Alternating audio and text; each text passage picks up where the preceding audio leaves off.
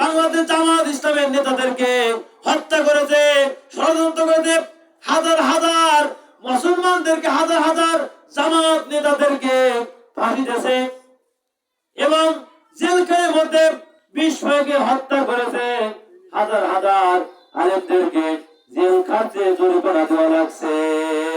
কিন্তু এই স্বৈরাচারী শাসক কিন্তু বাংলার জমিনে থাকা হয় নাই। 1450 বছর আগে নবী নিজেরা ষড়যন্ত্র করেছিল, তাও কিন্তু টিকতে পারে নাই।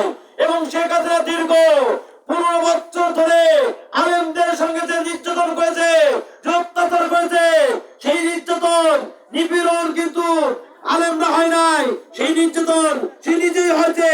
এমনকি দেশ থেকে তাড়িয়ে দিতে, দেশ থেকে পালিয়ে যেতে বাধ্য হয়েছে, ঠিক কিনা?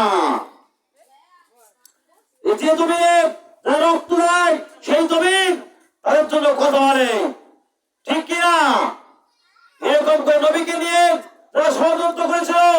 আবু জেহেল, উতবা, সাইবা, ওয়ালিদ ইবনে মুগিরা যারা ষড়যন্ত্র করেছিল, তারা কিন্তু আর টিকে থাকতে পেরেছিল না।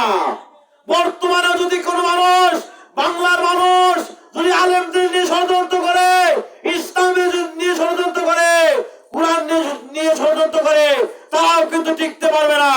শেখ হাসিনা বাংলা জমিনে 45 মিনিট সময় পেয়েছিল।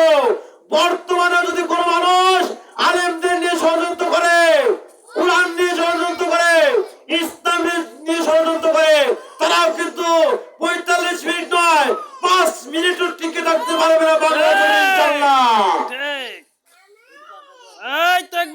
আল্লাহু আকবার। আব্দুল খালেক জিয়াদি সাহেব জিন্দাবাদ, জিন্দাবাদ, আব্দুল খালেক জিয়াদি সাহেব।